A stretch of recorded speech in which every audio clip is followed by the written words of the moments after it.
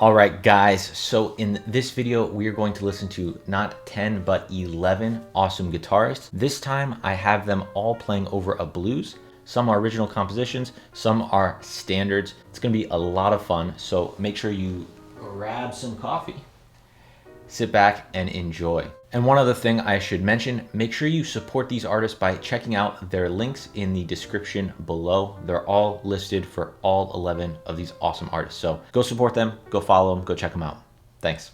So first up, we have Bobby Broom. Now, Bobby Broom is one of my personal favorite guitarists. I actually played his arrangement of In Walked Bud on my senior recital. So thanks, Bobby, for doing this. Let's take a listen. I remember being asked as a kid by a mentor, what two song forms are you going to be playing for the rest of your life if you continue to play jazz? And I was pretty astute at 15 or so, and I answered rhythm changes and the blues. And lo and behold, I was right. That melody isn't original. I wrote it probably in the 1980s. So it's just a little, you know, it's got some interesting chords. I moved the chords around a little bit.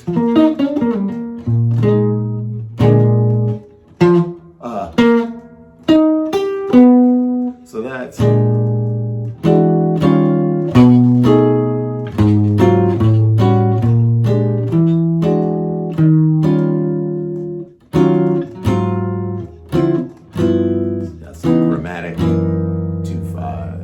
And then this Lydian chord for your turnaround. What's that? Bar 9, 10, 11, 12. So bo bo dee da da da da, bo bo be on, be da bo da be da bo da bo de da do de da bo da bo da do de da do de da. Nah, sorry, but actually doesn't have to do that.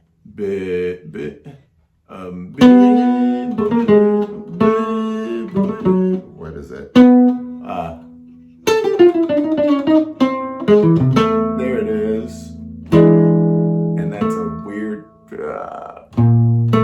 Ooh, I don't even know how that makes sense, but it sounds good, so. And that's.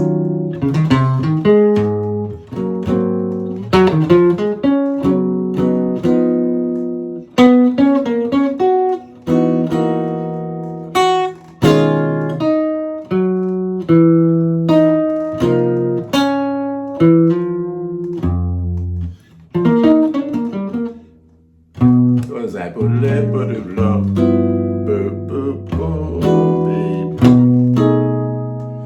Yeah, it's got some crazy chords, and of course we don't play all those chords during the solo, so it's loosely referred to, just in the turnaround probably.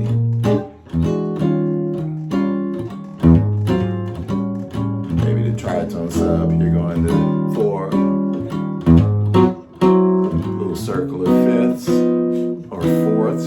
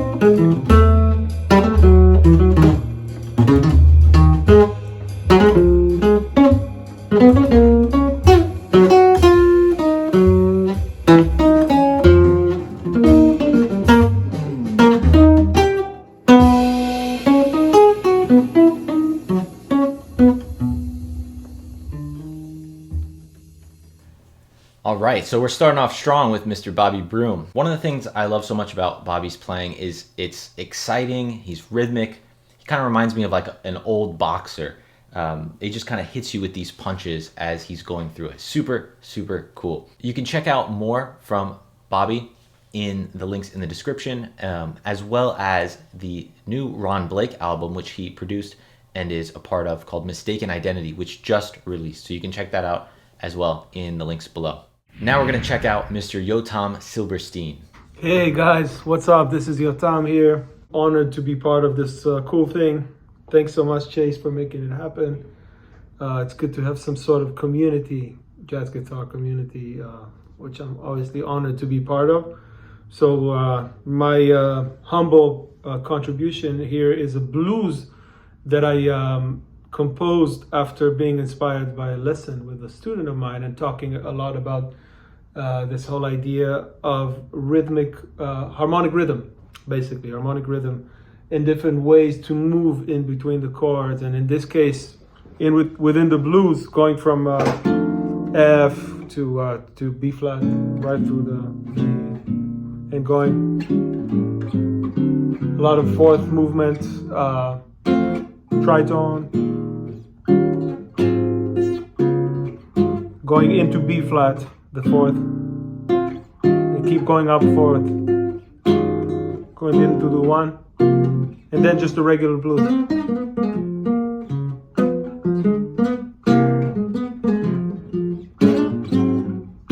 And you can blow on the blues.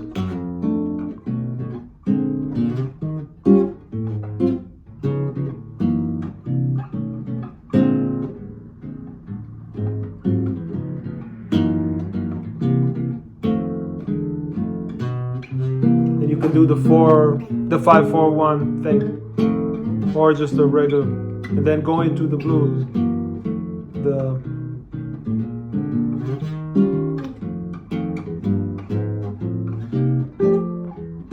the regular changes that we do, and you can combine between the two. Anyway, I hope I was able to teach you something and to contribute something. Keep playing beautiful, and I'll see you all soon. Bye-bye.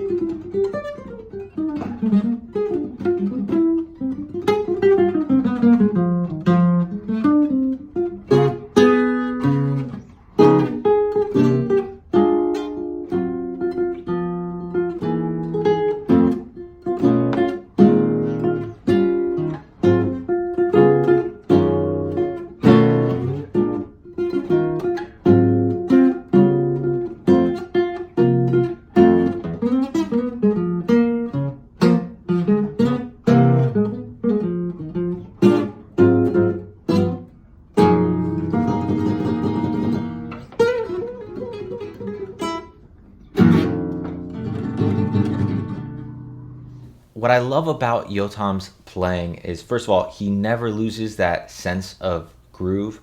The entire time it almost sounds like there's a drummer playing with him, as well as, he plays a lot of really just nice blues ideas, and then we'll hit you with some cool double time style lines. It's really a nice balance overall, as well as what he's working on with that original composition for this blues ties in with a lot of what Bobby was talking about, and we'll see this from other players as well.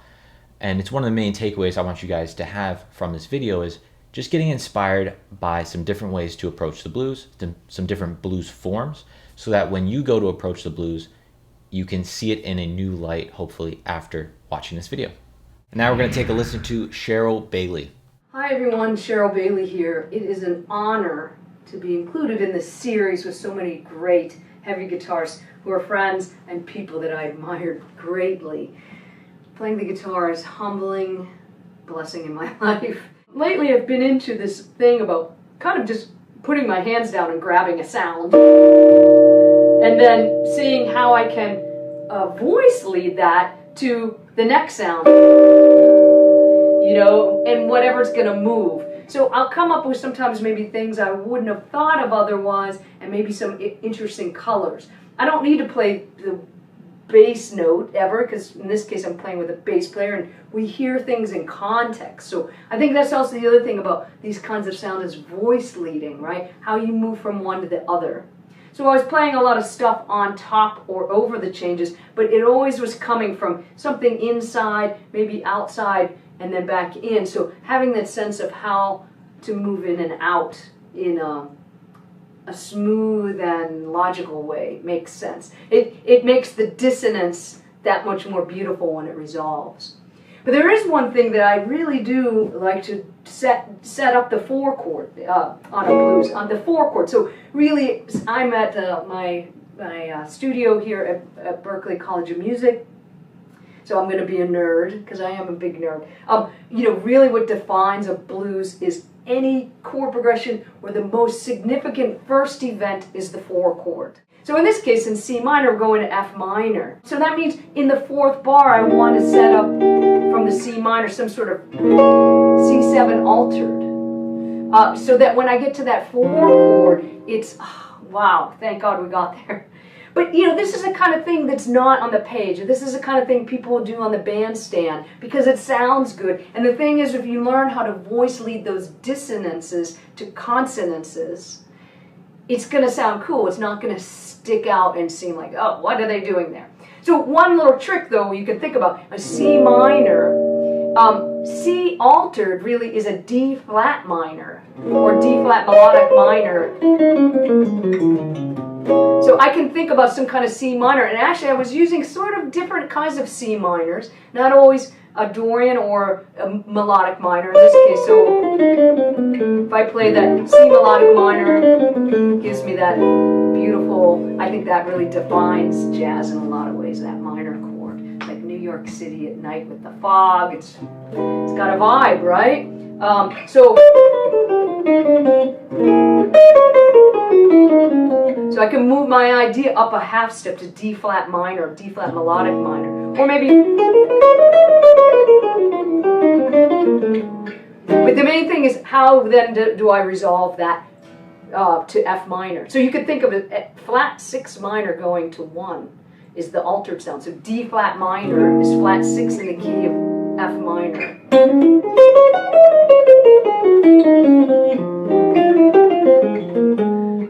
So think about that one for a minute. Flat 6 minor goes to 1. That's your altered sound. So those are a couple things that are important to me on playing any blues. It could be a major blues or a minor blues. In this case, I was really trying to get some vibes. Also, another sound that I use quite a bit in here is sort of B over C. So I'm making that a C diminished major 7. Maybe it's just a cool sounding vibe to you. You don't have to get, you know, too heavy about it. But makes you go, hey, what's going on there? And again, I'm really thinking about this having a mood and a color and having fun with that, not worrying about so much dotting my I's and crossing my T's, because I know at the end of my phrase I'm going to resolve it. I know where I'm heading to. So anyway, those are just some of my ideas on playing on the minor blues. I hope you dig it, and thanks for having me on this program. Peace out. 2, 3, 4.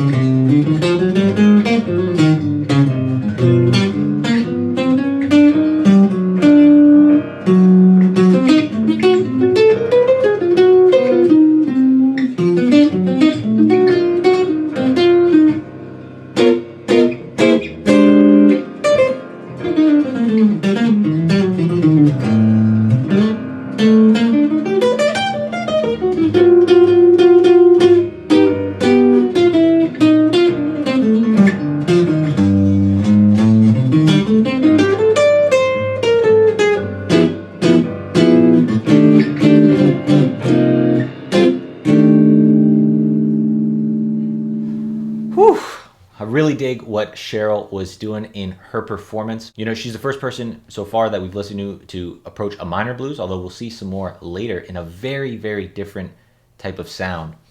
And that's really what I get from what Sheryl's doing here. She really is a master at creating a certain vibe, like what she was talking about, like this New York City at night kind of vibe, the different secondal voicing she's going through, and then, you know, ripping through a bunch of the sounds that she's creating using those chord voicing. So really awesome. I hope you guys check out more from her as well as all the other artists. I'm not going to keep saying it, but just make sure you support them in the links in the description below. Thanks. Next up, we have Mason Razavi. I recorded Tenor Madness, and I did so by starting out making a rhythm track. I play a lot of walking bass and chords, mostly fingerstyle to start before I pull out the pick that I had hiding in the palm of my hand there and play a little more aggressive rhythm that way. And yeah, just tried to make a nice rhythm track that had a nice arc to it, you know. And as far as the single note soloing, I didn't do anything too wild, playing a lot of blues and trying to outline the chord changes of the 12-bar jazz blues progression in B flat. I've been listening to Dexter Gordon's recording of this. There's a live recording that he sounds really great on, of course, and the way that he interprets the melody and, of course, his eighth note feel are things that I really enjoyed, and hopefully a little tiny bit of that is seeping through, maybe. Also, while I was soloing on this, I had this image of Herb Ellis pop into my head, and I think maybe because I was just trying to keep it really straightforward and bluesy and swinging, and when those things come together, Herb Ellis is one of the guys who comes to mind. So hopefully a little bit of those influences came through, maybe. The last chord I play in the tune is this E7 sharp 9 over B flat, so kind of a fun voicing to play around with.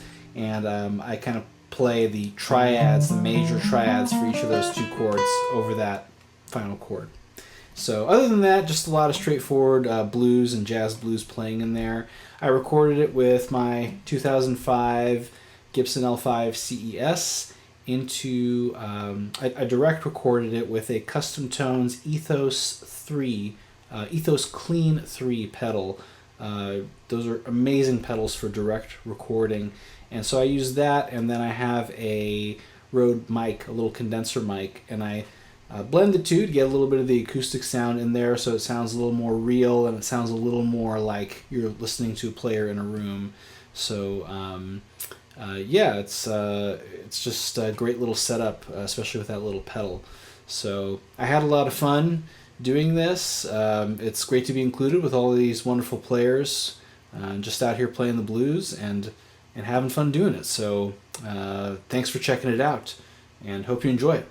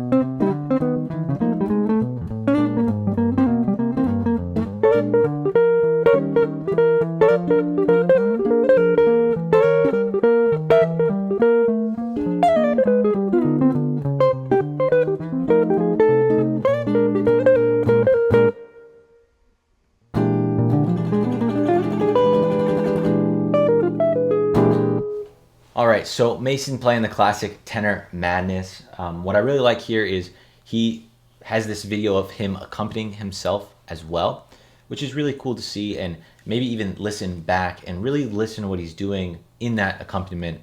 I like the different textures he's using with a more traditional kind of comping feel, then going to like walking bass line, and then you really feel the energy pick up when he switches to pick in the comping, and then that's also reflected in what he's doing soloing wise. So you really get a nice like arc to the solo and really builds up in energy throughout. So thanks Mason for going above and beyond on this one to provide both those videos that our audience can check out. Let's take a listen now to Will Brahm. I want to take some time to talk about some of the ideas that I used on this recording of McCoy Tyner's Blues on the Corner. Basically, I started my first chorus right in the middle of the neck, taking time to get settled after delivering the melody and kind of just getting centered with the bass and drums that were playing behind me. The next two choruses, my lines got a little busier. I added some cascading notes across the neck, and I started moving higher up the register. On the fourth chorus, I went pretty high up on the register for a guitar. That's something I always like to challenge myself to do. A lot of times, high notes on the guitar neck can sound brittle and thin. And I make a lot of effort to try to get a clear, smooth singing sound across the entire register of the guitar. It can be pretty hard to make it sound even, with the lows kind of getting flubby sometimes and the highs getting a little brittle. And so when I'm dealing with EQ and when I'm dealing with articulation, I want to be able to dial it just right so that I can allow myself to improvise across the whole register of the guitar, because the guitar has a huge register, actually. Even an arch top with less frets, you can say a lot up high, but it is hard, in my opinion, to get the high register clear. So that's something I like to work on a lot and try to implement in my soloing. My goal while improvising is to utilize the entire register of the guitar and connect all the sonic areas. And so something I like to do, I call the pendulum exercise, which basically is where I start my line low or high, and from there, I move it in the other direction. I could practice this over one chord, over just a B flat 7. I could practice this through a set of changes. I like practicing it through rhythm changes and through the blues, through any set of changes. And my goal is, wherever I start, I want to connect through the harmony. I want to play through the changes, not just play the changes, and connect these long lines. And if I get to the other end of the neck, the goal is then to start moving back and forth. So the pendulum exercise, it's kind of just like going like this. I find it breaks up a lot of my position playing tendencies. It breaks up a lot of my licks. It adds a lot of harmonic ideas that I might not necessarily have implemented if I was just staying inside my comfort zone. So again, the pendulum exercise is something I like to work on when I'm thinking about reaching further through a tune. I hope you enjoyed my thoughts, and I hope you enjoy the music, and thanks Jazz Memes for having me. Take care.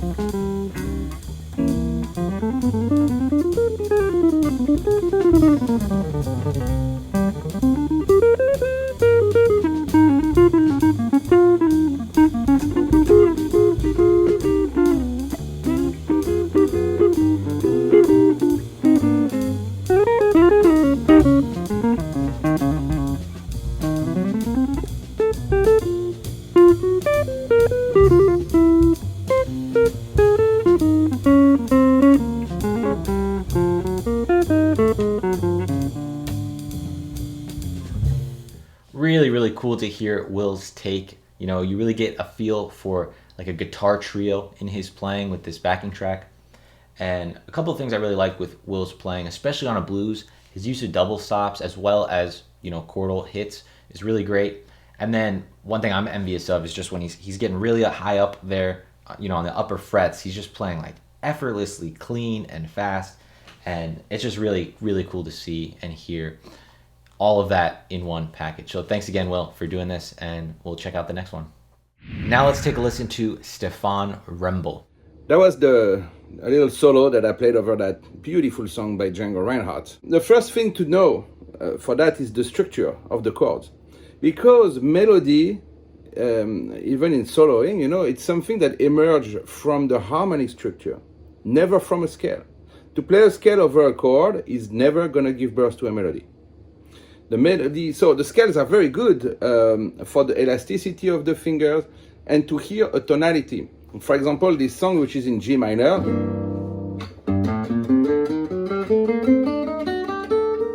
we have that minor harmonic, or just the general G minor.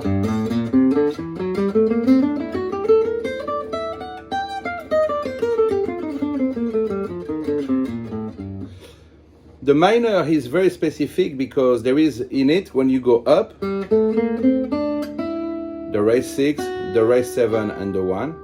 And when we go back down, the lower 7 and the lower 6.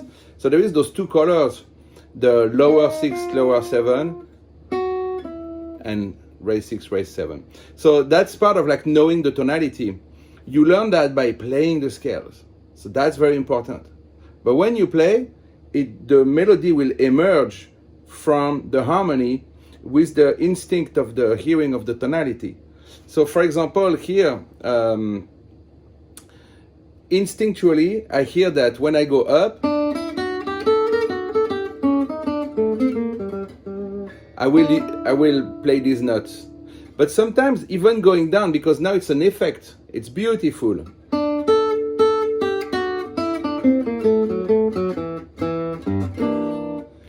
And even like because that blues is in G minor, that offers us the E. It's a beautiful color, so I love to use these colors like that. I hear them very rhythmical, You know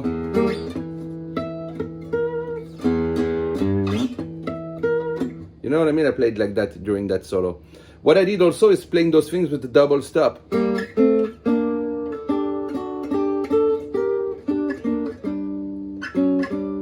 So it's the same thing. That's by knowing the harmony.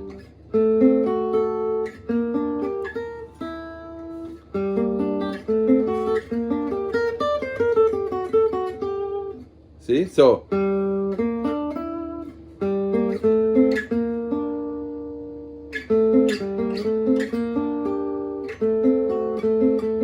I use the two bottom notes here.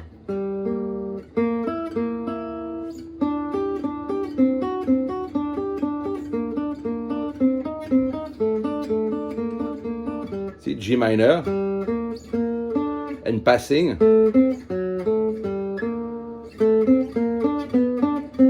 C minor.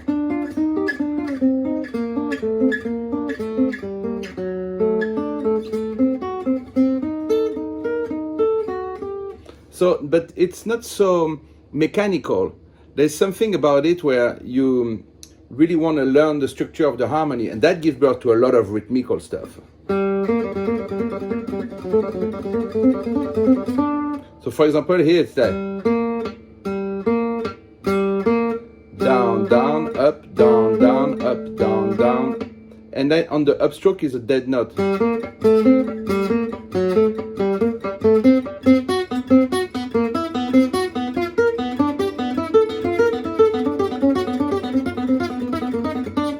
Voila, and you move the harmony like that. But it's more than that. The melody comes from within, hearing those stuff. I'm not consciously thinking like, oh, I'm going to apply this to that. That doesn't work like that. It's something that comes with the instinct, with the ears. And also, this is meaningful to me when I play these things. I think it's important to play meaningful things. Not mechanical things, not rational things. Rational thinking is like grammar. It has nothing to do with telling a story or creating a story.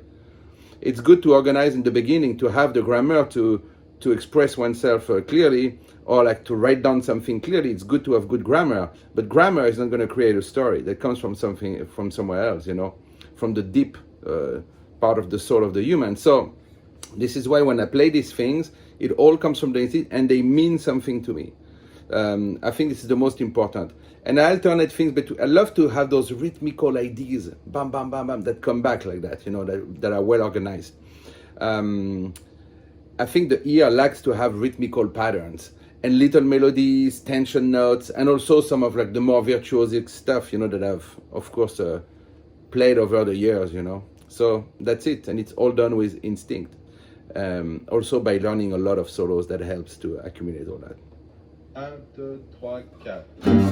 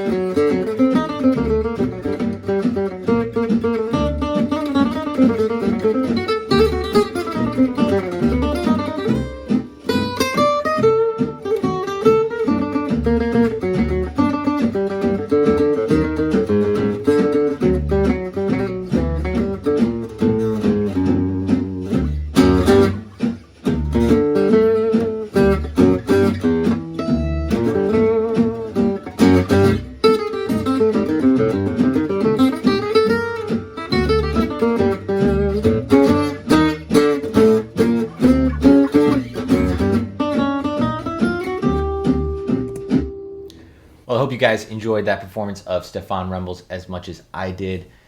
Stephane's a great musician, as you can tell, and I wanted to include him here as a little bit of a change in tone and feel from the other performances we've seen so far. Really like what he does with the sixth over those minor chords, and obviously his explanation of that. It's really fun to hear Stephane play. Make sure to check out his new album, which is up for Grammy consideration, Django New Orleans. You can check that in the links below as well. If you guys got this far, let me know what you think of the video so far. What's your best takeaway? Which of these guitarists do you like? And maybe wait to the end to tell me which is your favorite performance. Thanks. And now we have Camila Meza. Hi everyone, hi Chase. Thank you so much for having me on this challenge. That was super fun to make. I want to thank also my friend, an amazing bass player, Noam Weissenberg, for contributing to the lower end of the track. And this particular version of Butch and Butch by Oliver Nelson is inspired by Keith Jarrett's version because it's being played in F. And I really love this tune because it's a 12-bar blues, but the head is super reharmonized, and there's this beautiful ascending and descending chromatic movement that I drew inspiration from for my solo. And other things that I was not sure of thinking, but just aware of, and they come up a lot in my music, especially because I'm a singer and a composer as well, is concepts that derive from storytelling. I really love putting attention to the idea of an arc and how one phrase begins and ends, and how that also gives me time to breathe and leave spaces so that I can listen to more carefully what comes next. And in that way also I can create this momentum or this energy to keep the fire going. So at one point also you'll hear me doubling my guitar with my voice, because also it's something that I love doing, and it's almost like pressing an effects pedal for the guitar, and yeah, it creates a complete different sound, and I love doing that also because it helps me stay connected with my natural melodic tendencies of my ear. So it's really fun to do that. And so I hope you enjoy this music, and thanks once more.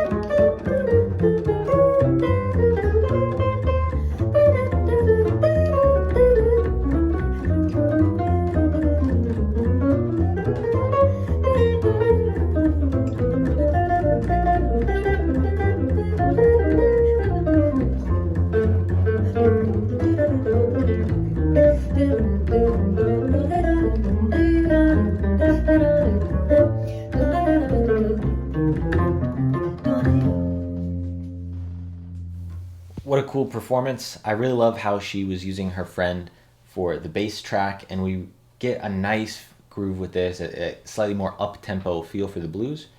And, you know, what she does at the end as well, building the solo into then playing with her voice, you know, singing along with what she's soloing with, definitely elevated the ending of that and really made it feel pretty inspired towards the end. So hope you guys enjoyed that performance as well.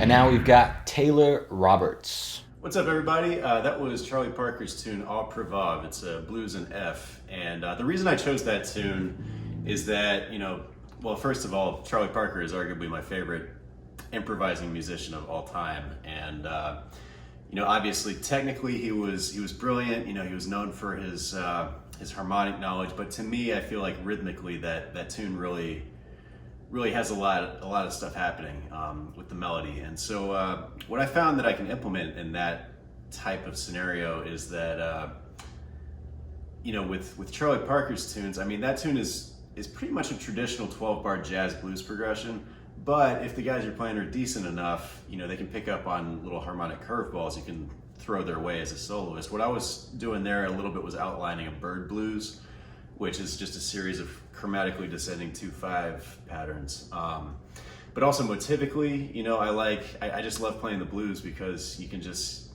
you know, you can let things breathe and truly tell a story with minimal harmonic restraints, if you will. So I was throwing in a lot of kind of Wes-isms there, which, you know, you can never go wrong with that.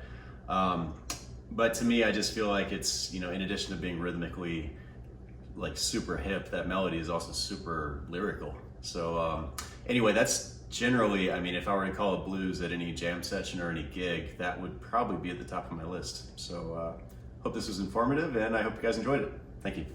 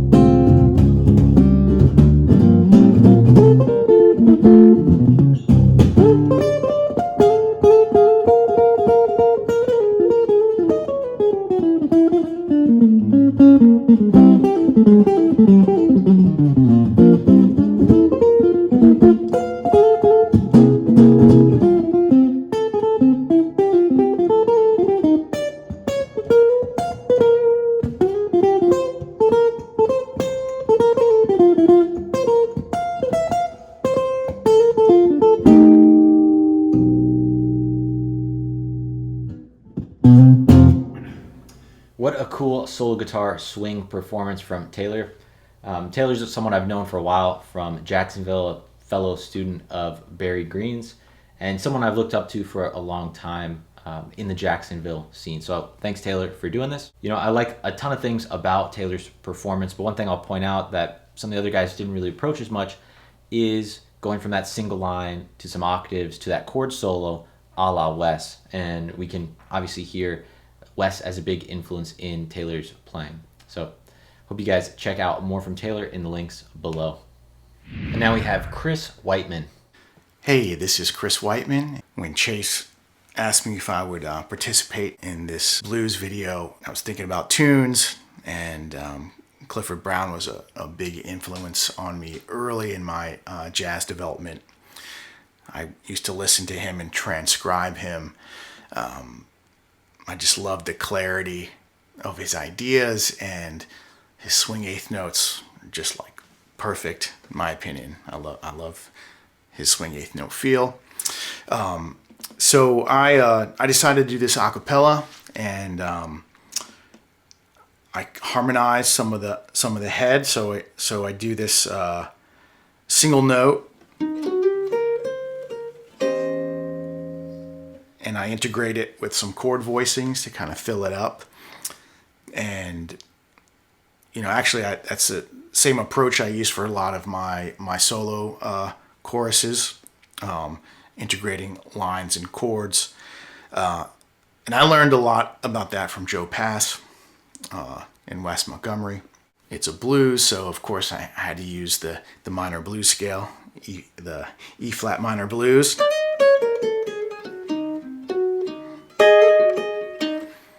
Kind of a nod to Grant Green. In the last chorus, I added some sub changes when I went to the 4 chord. Some chromatic 2/5s. Definitely a nod to Wes Montgomery. Whenever I hear that, I think of Wes. So, you know, that's basically the approach I took. Nothing really innovative on my part, pretty much just borrowing concepts from my guitar heroes, you know. Maybe you find some inspiration, if not from what I played, maybe you'll go and listen to, you know, Wes and Grant and Joe Pass, because pretty much that's where I got most of my ideas from. Hopefully this was helpful.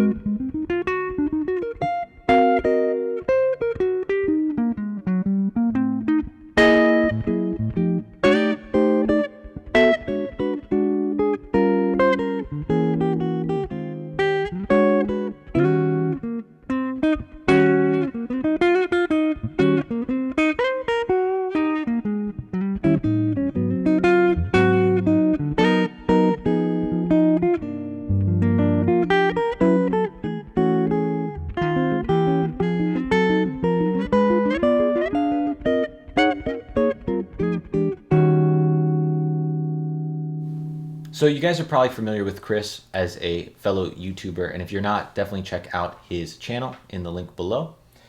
You know, I really like that Chris was really playing this whole thing fingerstyle in a way that we haven't really seen too much of, and it's really cool to see some of the advantages he uses with that, especially towards the ending of one of my favorite blues is Sandu, where he's really arpeggiating and making use of that to get that smooth feel we can get from using fingerstyle. So hope you guys enjoyed Chris's performance as much as I did. Now let's take a listen to Peter Mazza. Hey everyone, New York City jazz guitarist Peter Mazza here, and I'm going back after I played a little bit to fill you in on what was going on. That was a blues in C, and I kind of restructured the chord progression that you might know from playing so many other different blues heads. But and that was an original that I kind of made up relatively on the spot. Where every chord, each of the 12 bars, was the same Lydian dominant chord, fourth mode of melodic minor, just moved around. So let me walk you through that sequence really quickly. I'll teach it to you just rather than amble around it. So C7 to F7, to C7 to G flat 7, to F7 to B flat 7, to C7 to E flat 7, to D7 to D flat 7, to C7 to D flat 7, right? So one beat each, or one bar each. So when I design a blues like that, not only does it have a cool effect, you know, texturally and tonally moving a voicing and a sound around like that, because it's the same sound, I can sequence any harmonic or melodic idea and then move it around the chords. And I was being very deliberate about that, maybe more deliberate than I would be if I was on a gig, but I wanted to demonstrate a concept that you could kind of hold on to. And that kind of personifies a lot of the, you know, elements of my style, hoping that you might get to know me a little bit better. There's so many great guitar players that are to be on this video, and these videos that Chase puts together, you know, frequently. So anyway, let's just take an example. Even the head, the original figure, right? So this is a C7 sharp 4, and then this is this chord, right? So what this little chord is, so this is C, F sharp, B flat, E, right? That's a C7. And I'm going chromatically into it from B flat, and then I'm using another kind of voicing for this is another B flat 7. It's an E, A flat, C, G. Literally what that is an A major 7 sharp 5 in inversion, but I'm using it as a voicing for B flat. So I go chromatically, right? So I'm going to go, then I do the same thing for the F7, right? So, and I have tons of these sequences, like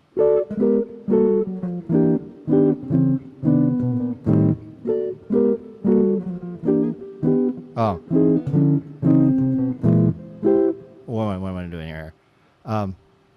Okay, the one chord, here's the 4 chord, flat 7, the B flat 7.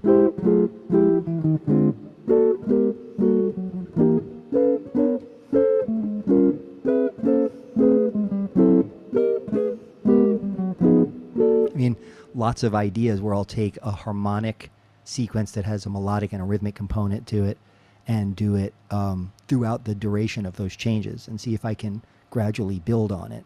Here's another nice sequence, right? So for C7, using the Joe Pass chord, right? So a B flat and an F sharp and a D with an E and an A.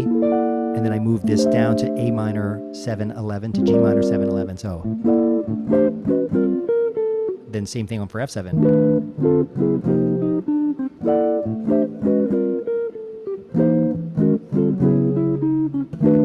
So I do a lot of stuff like that.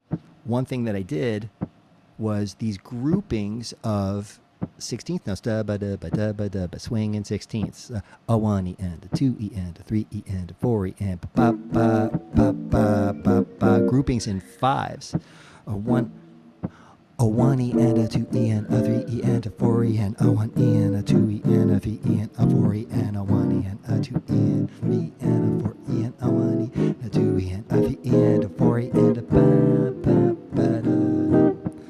So, and then I expand those not only over 4 bars, but over 8 bars and do all kinds of interesting things.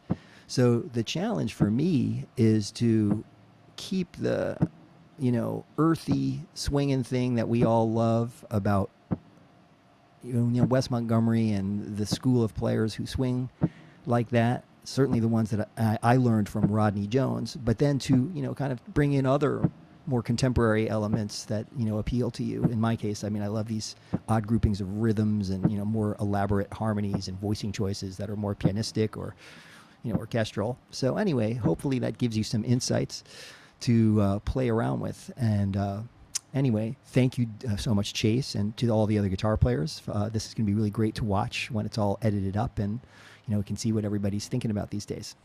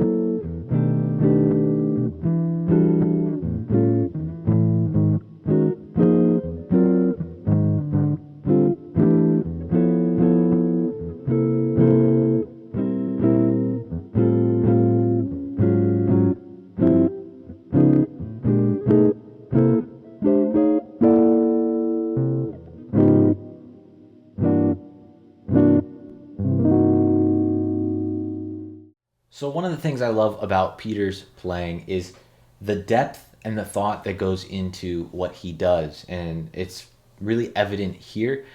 You know, it's a really interesting take on the blues. We get to see a lot of his thought process in thinking of, just like he says, the Lydian dominant over this and all the sounds we can get out of that, something we might not have approached before. If you guys are interested in what Peter's doing, I definitely recommend checking out some of his online Zoom lessons, his Zoom classes, and I'll link that in the description below. But basically just email him and he'll give you all of the information. So definitely do that if you're interested in Peter's playing. Thanks, Peter, for being so generous with your time, and I really appreciate you being on this. And last but certainly not least, we have Mr. Rodney Jones. So what was I thinking about when I was playing that? Well, swinging, playing in the pocket, not playing jazz as repertoire, but playing jazz as creativity in the moment, finding things to combine things in ways I had not thought about before, playing without a preconceived idea of what the solo was going to be or turn out or how it was going to feel, and living in the moment, letting it be what it is. That's what I played that moment. So living in that moment, letting it go, doing the best I can, and moving on to the next moment. That's kind of what I was thinking about. Lots of different harmonic ideas, you know. Or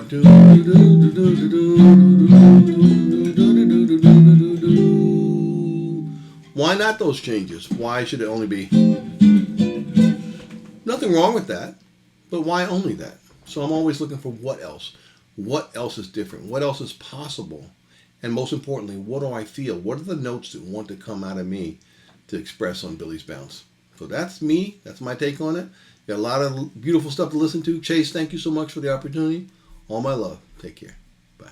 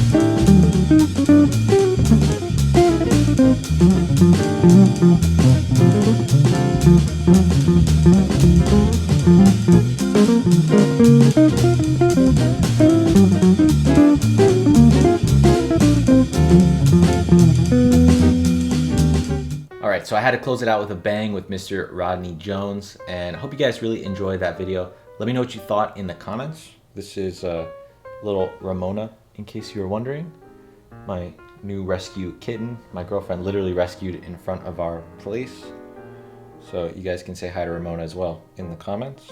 If you guys want to check out more from me, you can see that in the links in the description below. And I have a live event that I'm doing in a few days, maybe a week or so, with a bunch of free gifts and goodies for everyone who attends live. And you can sign up for that in the registration link below, as well as, of course, checking out all the links from these great guitarists. So thanks for tuning in. I'm gonna go take care of Ramona now. Have a good one, guys. See ya.